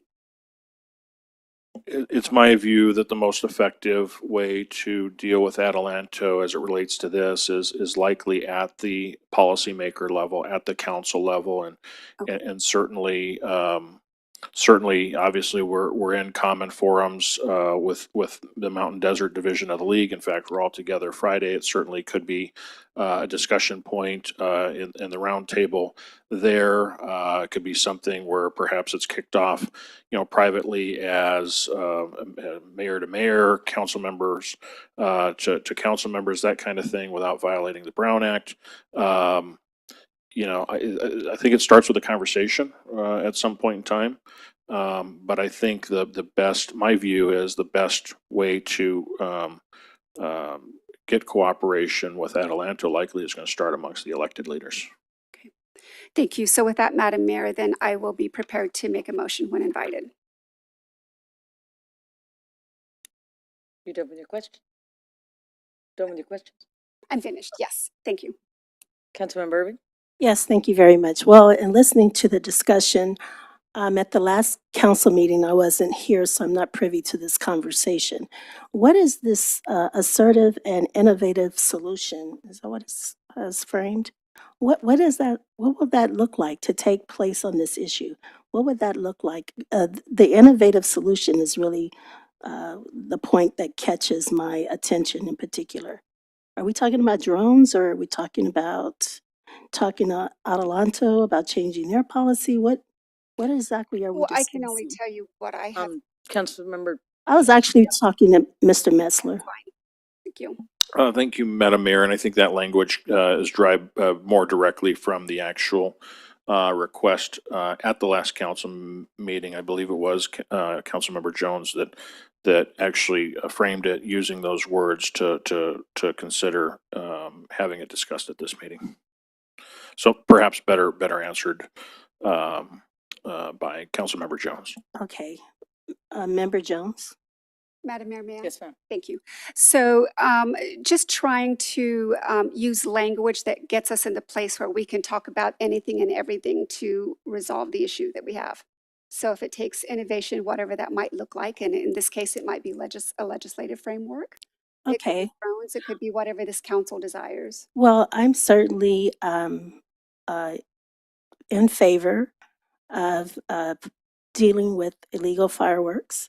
It's disheartening to hear about the undue burden on code and fire staff, especially on the 4th of July. But Mr. Metzler said something about a balanced approach. I do have a concern, though, in terms of what we do right now in terms of being proactive. The due process or the appeals process, to me, when you get a citation and the violation, it's not explicitly clear how one accesses that. Maybe that was clarified during the presentation, but from my view, for a citizen, that's not clear. So before we get super assertive, I don't really know what that means because I wasn't at the last council meeting. But before we get assertive and start engaging in innovative solutions, I think we need to get that in order, that we need to have balance, and then we can get super assertive. So like I said, I'm not exactly sure, are we talking about a policy issue with our neighboring city using drones to, I'm not, so I need somebody to clarify that for me. And I'm not sure if my other colleagues know what I'm referring to, but Mr. Metzler, we had a detailed Your time is conversation up. this matter. Thank you. Thank you. Mayor Pro Tem Harriman? Yes. So I certainly agree with this warning, a balanced approach. No better time than now. We've all seen what's gone on now for the last 2 weeks. I even saw another fire today. Looks like started over in the Pear Blossom area. we got to do something about this. And I think city manager hit it right on the head. We need to be the leading city in moving this forward. And I'm sure we will not have a problem with other cities falling right in line with us. And maybe there are other cities that are already engaged in with, you know, the legislature. I have had a conversation with our county fire chief, Dan Muncy. And as an example, he spoke to me and described a fixed wing aircraft that would fly over the county and has the technology, and I don't know the technology, enabling the exact spots where this stuff is taking place. Now, he said it is expensive, but he said if more cities participate, obviously the cost will go down. And of course, we've all mentioned drones, but we got to do something. I'm getting sick and tired of it. It happens in my neighborhood and my dogs go nuts. And it's just gotten to the point, as Mr. Metzger said, we could possibly be setting other things aside and not responding. Thank you. Mr. Metzler, from Oak Hills to Barstow, what other city has their own fire department but Victorville?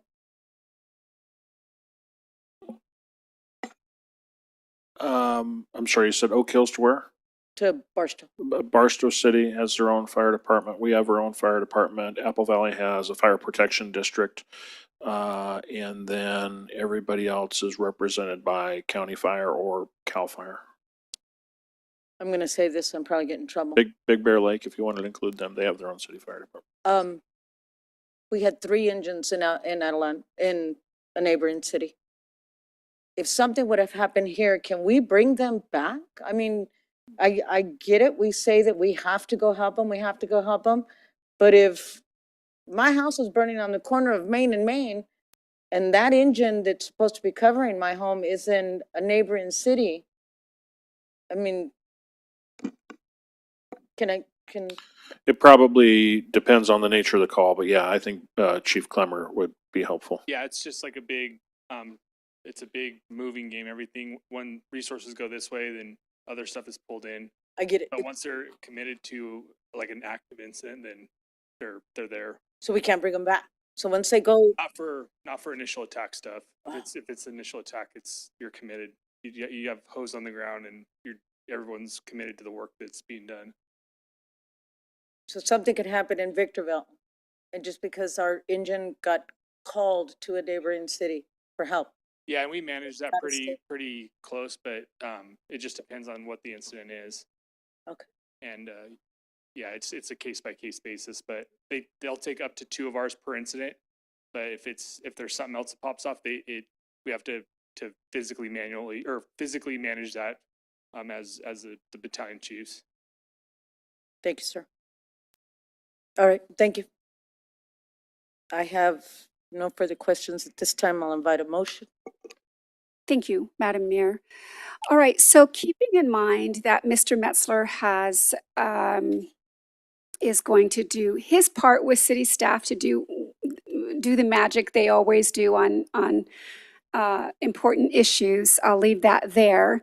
But with that, Madam Mayor, I move that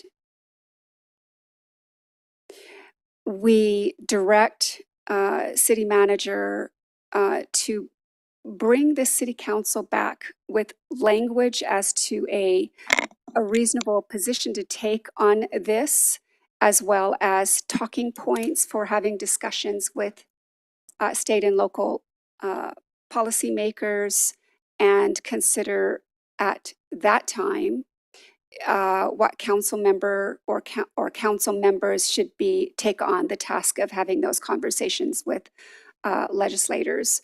And I would like that to appear as a well, I'd like that to come back at the soonest possible time that works for staff. Go ahead. I have a substitute. So do I. Keep going. I would like our chief to be able to bring to us some presentation on the actual technology and what a drone actually will and can do. I think that would be beneficial.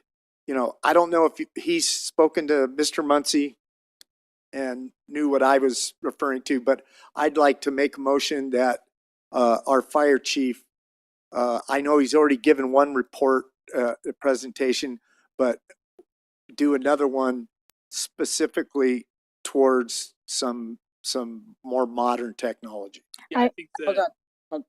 Go ahead. I'm going to endeavor to do another substitute motion, which is to table the item. Hold on, Mr. Williams. I have 3 motions on the floor, and guess what? I'm gonna put a 4th one on there. Go ahead, go ahead, go ahead, you go. No, I do.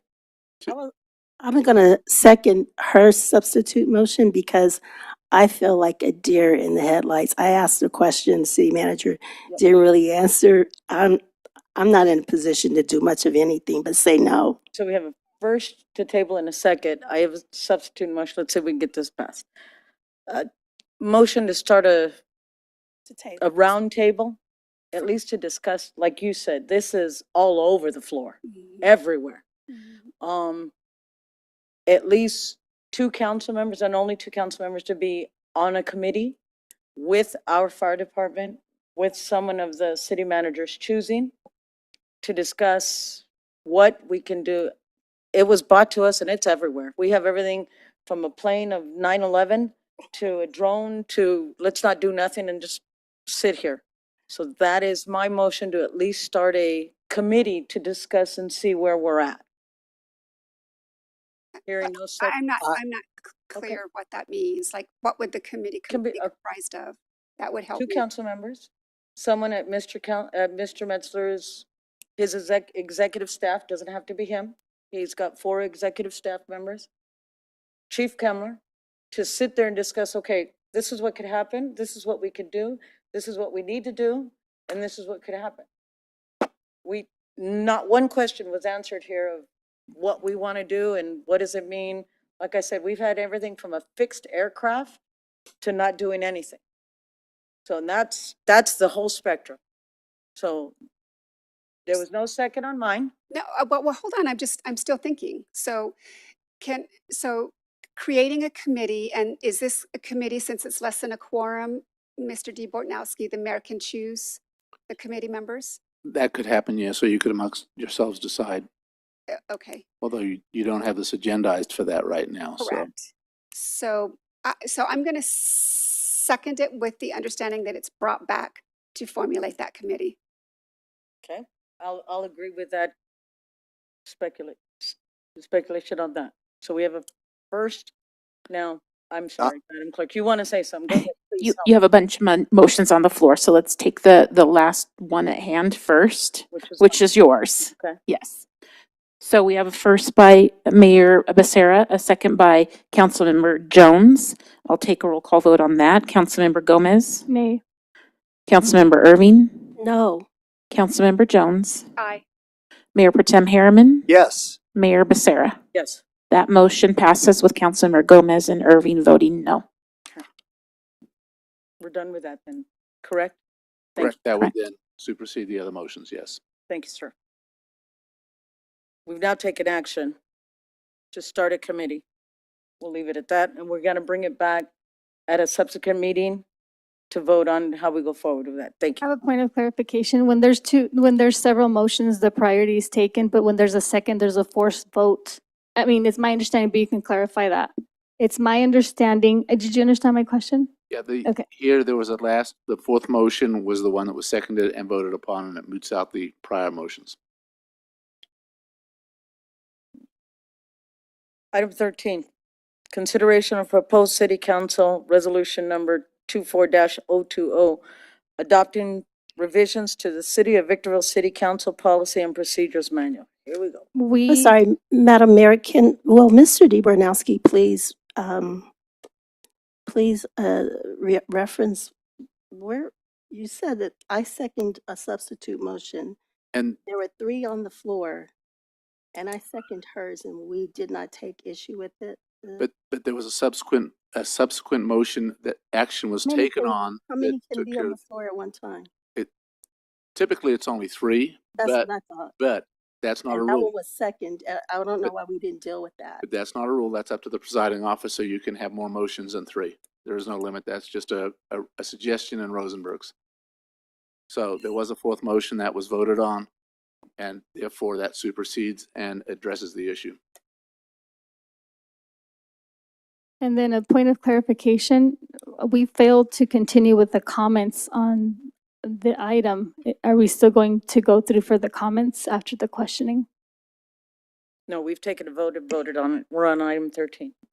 Okay. When are we going to bring that item back? You didn't state that. I believe it's as soon as staff can do that. That's not what was That was the stated, first though. motion. Was it stated? Madam Mayor, may I? Go ahead. So if it's not stated clearly, then it's at staff's discretion. But I thought I did say the next meeting. So the motion is basically come back and have a discussion about setting up a committee. Right. Correct. And that will be when? Again, if at no time is dictated, then it's When staff says so? Is that what I understand? when staff is able When to get staff it. can put it on the agenda. But that 4th motion didn't have that language, so should we just go back and rescind and go back to make sure the record is clear? Because I think we're talking after the fact. There are several times that we have a motion where a time is not given, and when the time is not given, we usually defer to staff to bring it back at the earliest possible time that staff can do that. Thank you. All right, we're going to move on to item 13. Since I've already read it, Mr. DeBernowski, have fun with this one. Thank you, Mayor Becerra and members of the council. So we've had a policy manual that was adopted originally in 2017. And pretty much every year we have looked and reviewed that policy manual to tighten it up and make it better for the effectiveness of council meetings. Back in March of this year, staff had come forward and presented what were proposed revisions to the manual to essentially, again, enhance the effectiveness of the manual. At that meeting, the city council did not accept the proposed revisions by city staff, and in fact then suggested that we hold a workshop. That workshop was held on June 6th of this year, whereby the council came to a consensus both with respect to approving some of the proposed revisions, but then making additional revisions that it did not agree with. So what you have before you is a revised, a black-lined, and a clean copy of the policy manual that reflects the consensus that was arrived at by the city council. We have also included for your review a copy of the verbatim transcript that verifies that the revisions in the proposed council are consistent with what was discussed at the June 6th meeting. So you have before you, again, for your consideration, a revised policy manual consistent with your direction. And I worked with staff, with both the city manager and the city clerk, to get the language consistent with what was directed at that meeting. So that's what you have before you for your consideration tonight. Thank you, sir. Mr. Metzler, would you like to add anything? Nothing further from me. Thank you. Thank you. Mayor Pro Tem Harriman, do you have any questions regarding this item? Would you like Oh, me I'm to read sorry. the recommendation? Yes, you're right.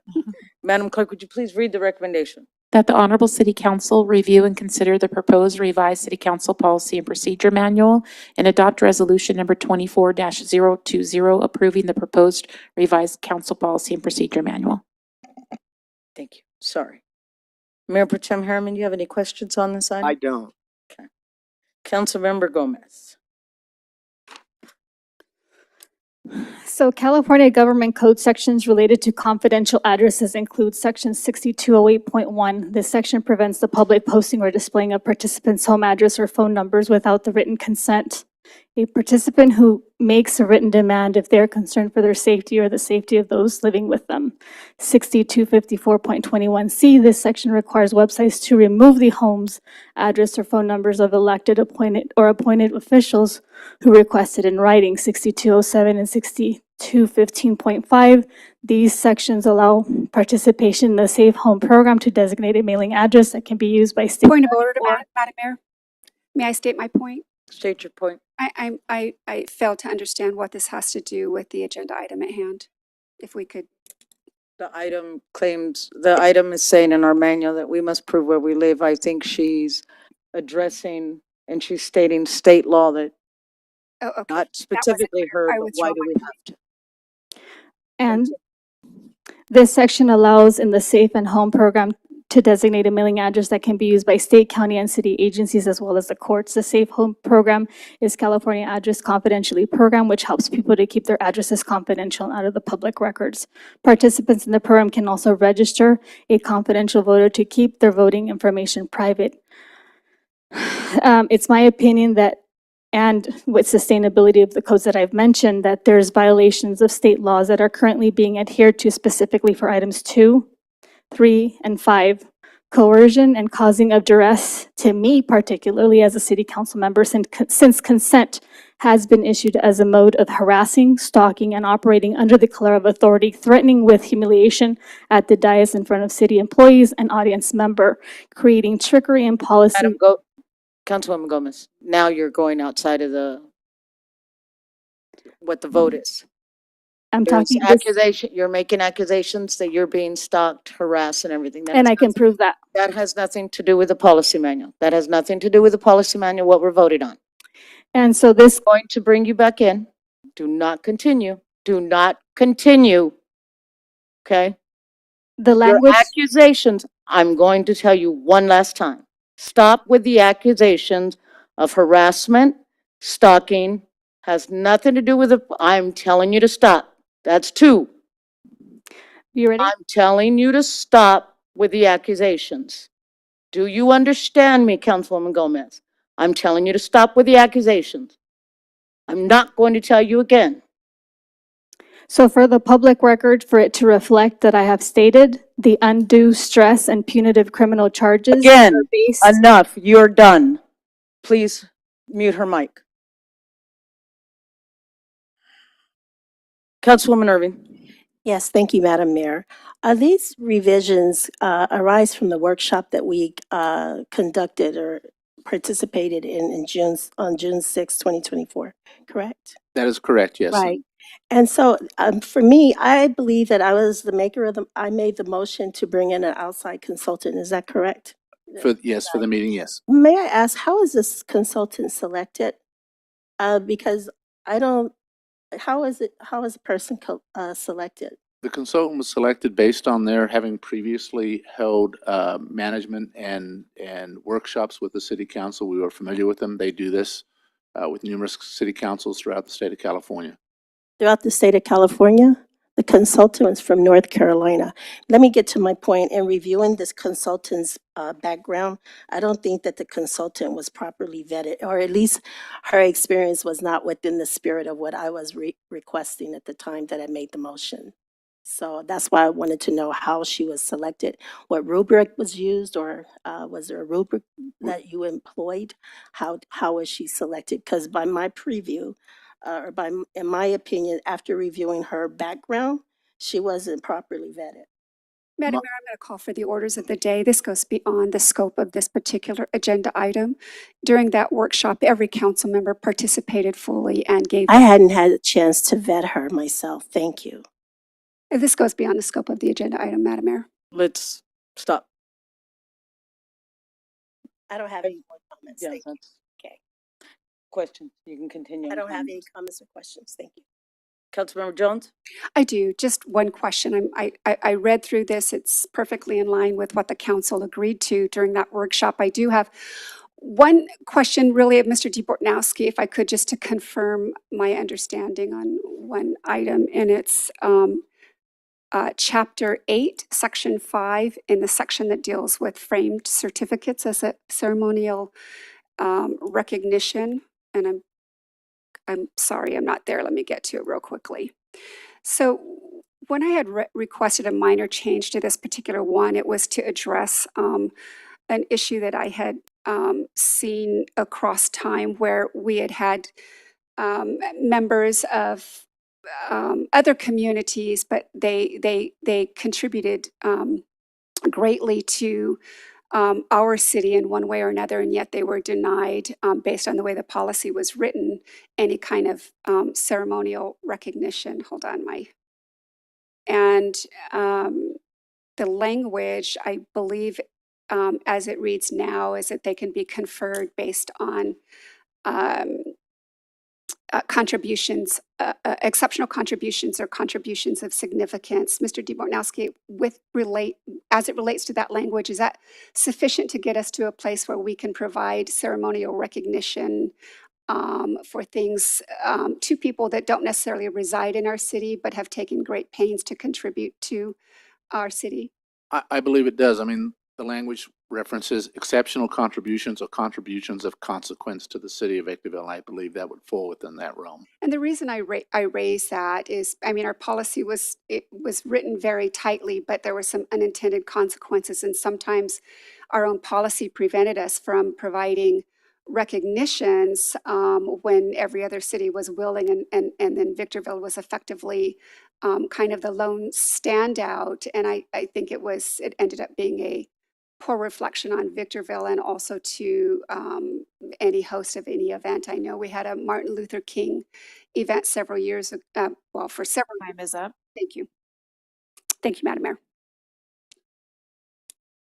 No, I'm not even going to intend. I'll invite a motion for this item. Yes, Madam Mayor, I move that we adopt staff's recommendation. I have a first. Second. I have a first and a second. First by Councilmember Jones, second by Mayor Pro Tem Harriman. Comments on the pending motion? I would ask council to keep their comments to the policy manual. Councilmember Jones, Comments as to the motion, I have none. Thank you, Madam Mayor. Mayor Pro Tem Harriman, I have none. Councilmember Irving, No comments. Councilmember Gomez. Yes, so one of the quote-unquote policy manuals directives had a city council member may serve a third year as mayor during his or her current term of office without the 2/3 requirement, provided he or she did not hold the office of mayor during the presiding year, and he or she receives a majority vote of the entire council. The other phrase was, the newly appointed mayor and mayor pro tem shall undertake their positions immediately following the majority vote or assumption of office.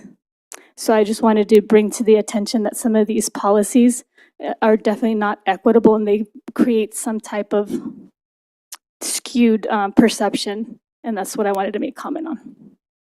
Madam Clerk, will you take the vote, please? Councilmember Gomez, Nay. Councilmember Irving, No. Councilmember Jones, Aye. Mayor Pro Tem Harriman, Yes. Mayor Becerra. Aye. Motion passes with Councilmember Gomez and Irving voting no. We've now taken action to approve staff's recommendation as presented on the agenda.